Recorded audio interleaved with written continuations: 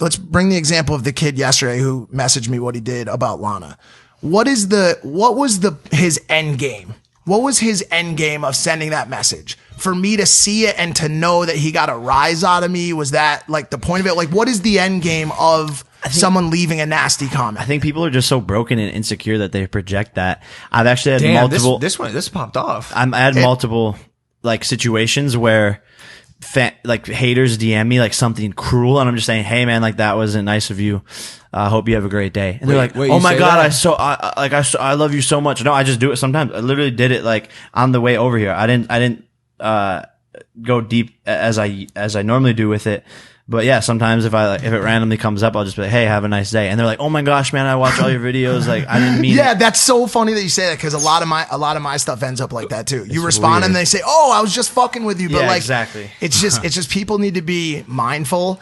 But this one that I got yesterday that Logan pulled up, it sometimes I'll see it as like an opportunity to like create. That's a weird thing. Sometimes I'll see it as an opportunity to create. So he said, should I just read this? I'll read it. All right, go ahead. Someone DM Mike, hey Mike, one question. If I masturbate on an apple and then clean it after, will you eat it? Probably not. Then how do you let yourself to make out with Lana? Just like a nasty DM. Like why would you even ask that question? Bringing up someone's past, whatever it is. But hold on. Yeah. What? It's a good question. Well, no, I mean, it's actually a horrible question. It's a terrible question to ask someone. But I think I think it's a horrible example. But like, bro, when she was on the show, we asked her like, it's got to be an interesting dynamic. Well, it's just the whole thing is like, I don't want to use any examples of anyone on the show, because I don't want to do that. Because it's just wrong. But like, everyone on this podcast has something from their past that they are drastically ashamed of, and we all get questioned about it. And if someone comes up to me and they say, knowing what Logan did, how the fuck could you be friends with that kid? Do you answer them? First of all, I say to them, I know Logan. He's a great person. He's changed immensely. I went to, once again, keep talking about the show that I won't name. I went to motherfucking bat for you and your entire family on this podcast the other day. And people have been talking about it on Twitter all day too. That's why I'm kind of sidetracked a little bit. But I went to bat for you. I know you.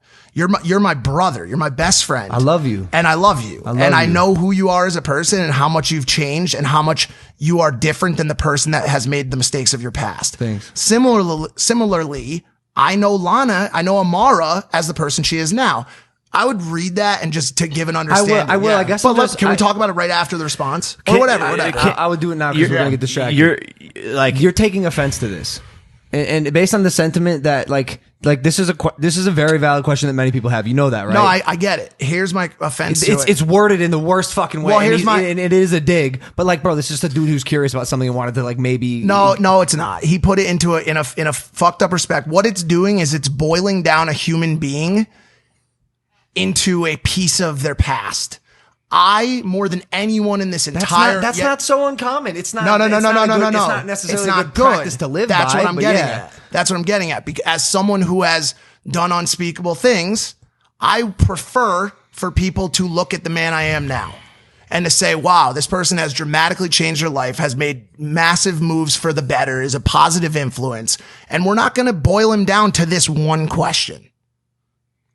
But who is this? So normally these messages come in my inbox. I'll go through. I do find a lot of brand deals in there. I'll go through the requests. Normally there won't be a response. On this particular one, I saw a great way to prove a very important point to him. And the reason it blew up on Twitter is because it was a motherfucking genius response. However, if I do say so myself. However, unless your girlfriend is a virgin, she is going to have been by 100%. Yes, exactly. So the only difference is your girlfriend has done it on camera.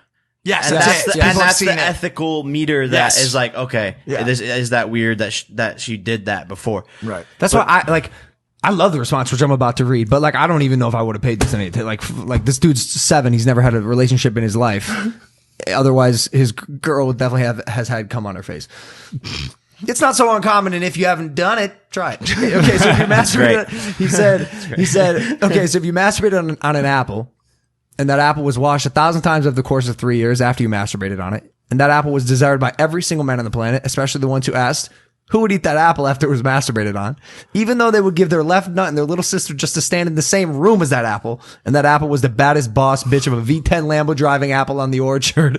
And that apple was so sweet, so kind, so smart, so supportive that it made every other apple look rotten in comparison. And that apple would greatly enrich my life. And by eating it, I would greatly enrich the life of that apple. Yeah, man. I'd eat the fucking apple. Nice.